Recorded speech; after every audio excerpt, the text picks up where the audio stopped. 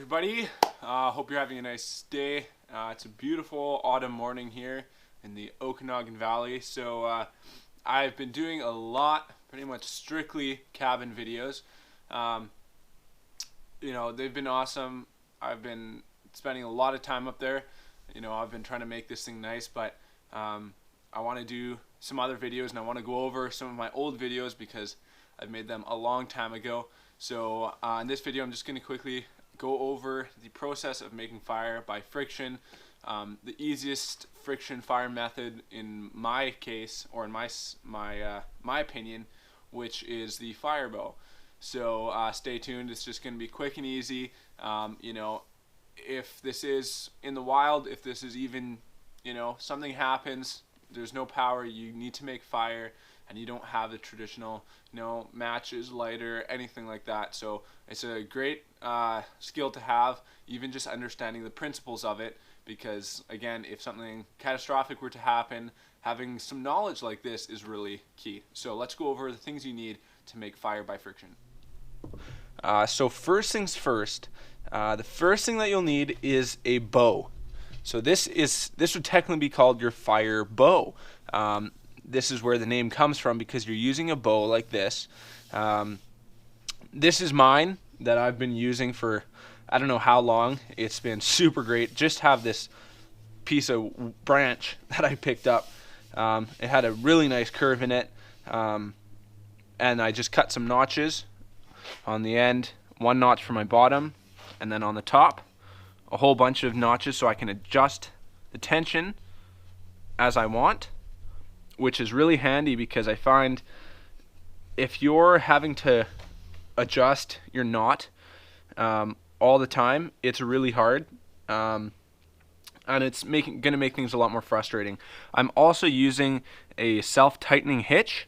I could go over that in another video. Really easy to make, but the principle of this is I can slide this down the string, and when I pull on it, it's not going to slide back. It's a tightening hitch, so it's really great for camping and all these other things. I've used it, I don't know, I learned about this a long time ago, and I've been using it every day since. So there's the bow.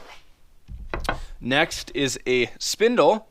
I've not carved this yet. This is just a raw branch, and a baseboard. These two, or sorry, a fireboard. These two go hand in hand together. And lastly is your bearing block. This is again my bearing block because boom, I made a nice little divot in it. Use this thing all the time. It's really great. Bearing blocks can be rocks. It can be really anything that is denser than your baseboard. In my video I've made a long time ago of my solo survival, I make a fire bow out of just things I find lying around. And anyways, my bearing block, I actually used just wood that I found that was saturated, wet, on the ground, and I just filled there were some notches I just made with my knife, and I filled that with leaves and grasses and stuff to lubricate it, because you don't want any friction in the upper end of your spindle. So in your bearing block, you want it as lubricated as you can. So as for wood species, it's pretty tough. When I first wanted to learn how to do all this, there was, I'd Google wood to use for this stuff, and there was all across the board, all these rare exotic woods that I've never heard about. And you know what? I don't want to make it complicated for you guys. So basically, for the rules that I like to use, I like to use a softer wood for their baseboard. I can make a divot in there with my fingernail, and a harder wood for the spindle. Now these can both be soft, they can both be hard. It's not a make or break it rule, but that's generally what I like to do. What I've been using, and one wood that always works great for me is cedar.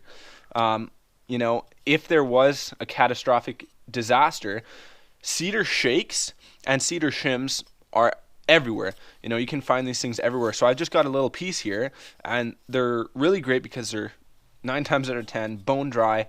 They're already nice and thin as what you want for your baseboard. This is maybe a little thin, but if you've got a really thin baseboard, you just want a wider spindle because you want more surface area. So as for your spindle, you want a hardwood. So this isn't a hardwood. I'm just using poplar or trembling aspen. This is from a dead stand that I just lopped off. A nice straight branch. You want it as straight as you can. And I like to keep it anywhere between 8 inches to a foot. If it's really small, it's great, but it's just really hard to get your bow and everything working together. So I'm going to carve this up, make this straight, a couple kind of crayon points at either end, and then we need a tinder bundle. So again, it's autumn time here, and everything's moist. It's cold. There's not a lot of dry stuff here. So I'm going to quickly go over how to locate and find dry tinder in this kind of weather.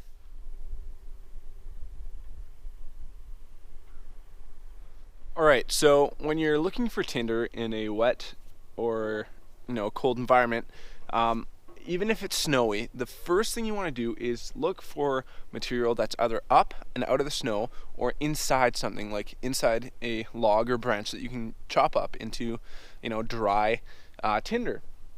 So right here, the ground, everything is wet and nasty, but these guys are up and out of the ground, off the ground, and if I get a whole bunch of this stuff, that is perfectly good stuff. It's got some fuzz in there. I think this is fireweed actually, and yeah, this is really good stuff. Again, up and off the ground. This stuff will work really great if you're going around and collecting this and have some walking to do. Stick some of this in your pocket. Stick it close to your body, not on your skin, because your skin will sweat and give moisture to your tinder, but somewhere between layers, and that will dry it, help dry it out anyways, more so on your journeys back and forth from your camp.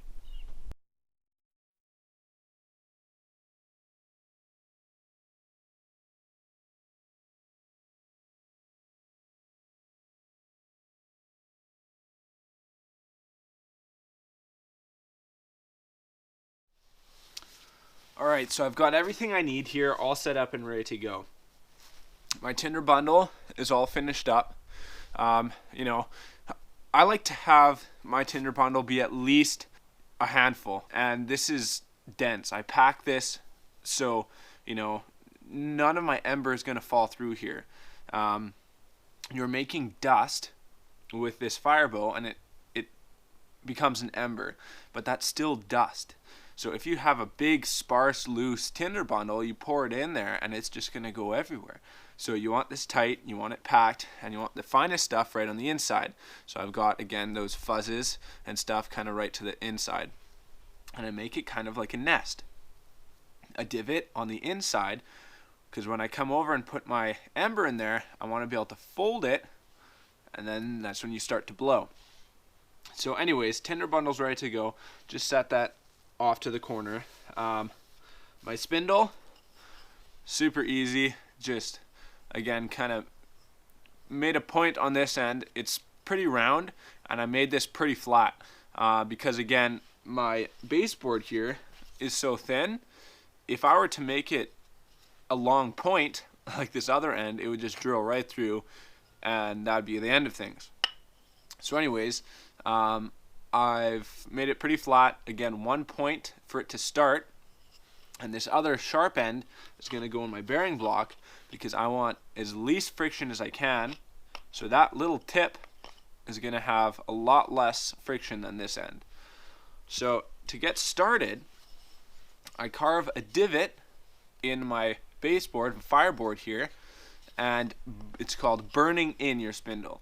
Being careful not to cut myself, because believe it or not, doing this a long time ago when I was just starting out, I was trying to carve a spindle, had my big buck knife, I was doing something like this, and my finger close to the end, and right in the knuckle. You can see that scar. I nearly chopped right corner of my knuckle off, a little bit of bone off there too. So be careful, because you don't want to be losing any fingers, especially if you're in a sticky situation, you don't want to be causing more grief. So that's really all that I need, a tiny little thing, because the end of my spindle is going to rest right in there, and that'll allow me to burn this thing in. As for your stance, I've kind of just cleared this spot away. Again, it's really wet, really kind of nasty here, but baseboard is going to go down. I'm going to kneel on one knee. My other foot is going to go on my board, just like so. As for stringing this, whatever handed you are, I'm right-handed, so the bow is going to be in my right hand. My spindle, I put it across on the inside, and then you wrap it like so, and it tightens right up just like that.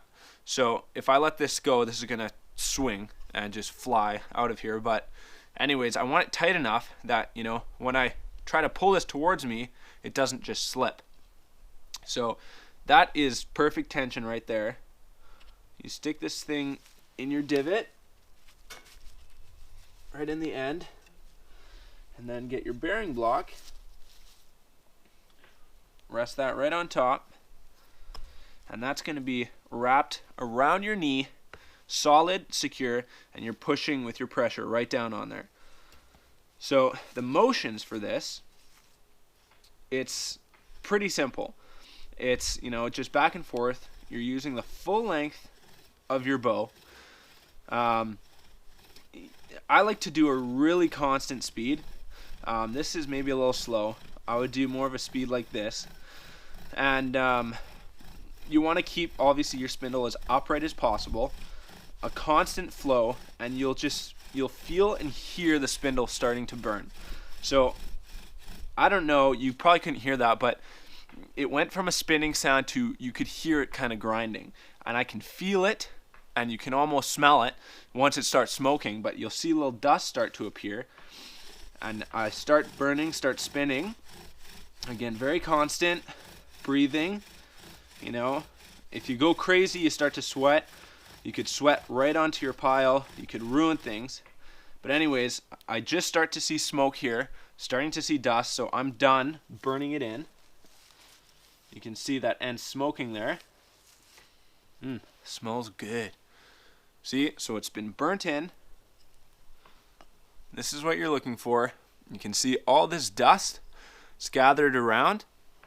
Next thing we're going to do is make a notch into this divot so that dust can collect, and that's where your ember will form. Nothing fancy. I don't go all the way to the center, because what I find happens is that's where the most pressure is. If you have your notch all the way in the center, your spindle is going to want to wander out of your groove. So it's not super pretty, but you know, that's all you need.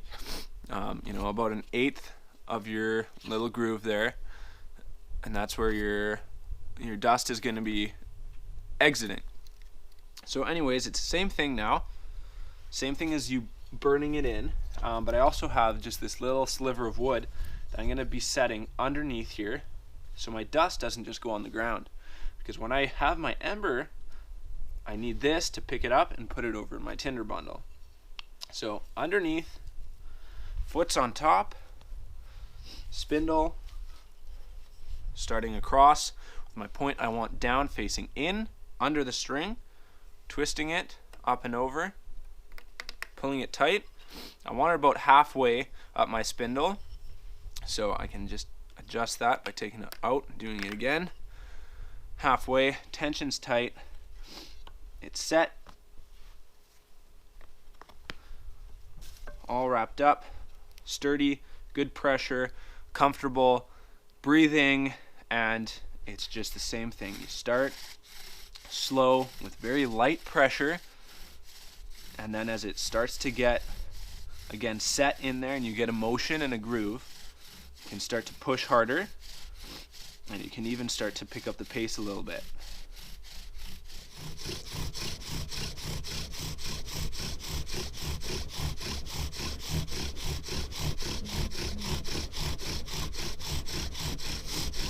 You can see that dust coming out of the groove there. You want to be careful. You don't want to knock it out. So again, just easy breathing.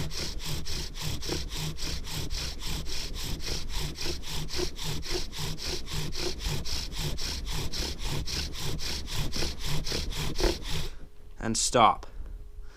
You don't want it to come flying out when you stop. So anyways, stop controlled, lift my spindle out, set that down, don't lose it. Get my baseboard here, fireboard, give it a knock to dislodge it. You can see it's darker, all that dust, it's smoking. You have an ember in there. Do not rush. This is the point where most people lose it because they panic. They're like, oh, I got it. I got to put it in my tinder bundle right away. Do not do that. You've got plenty of time. It needs to catch. I usually don't transfer this until I can visually see the glowing ember. What I like to do is just fan it a bit with my hand, very, very lightly, because this is, again, just dust. So I don't know if you can see that. The ember is becoming very dominant. So now what I'm going to do, again, pack my tinder bundle right in the middle. I'm just going to really gently, you can see this, just pop it right in the middle. Very carefully. I want to keep it as together as possible. Give it a tap, just like that. Pinch it. You want to fold it. Now you start to blow.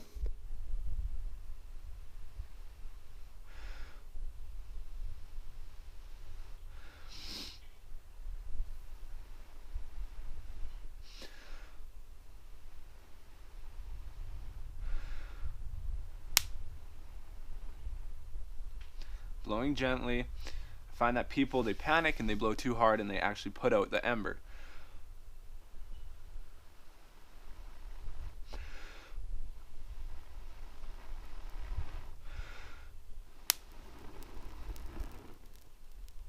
And there you go. That's how you make fire with friction. Easiest method of all. I find it's the most comfortable, least exerting. You know, you have a kit like this set up and you can use it whenever you want. You get the right materials. I can use this baseboard over and over and over. I can use my spindle over and over and over. Again, it's just really easy once you master it. Practice obviously takes perfect.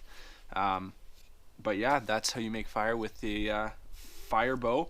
Hope you enjoyed this video. I know I've done one like this already, but I just wanted to revamp it and get some more kind of survival videos out there for you guys. So thanks for watching. Hope you enjoyed the video. Have a great evening and enjoy the autumn season. Bye-bye.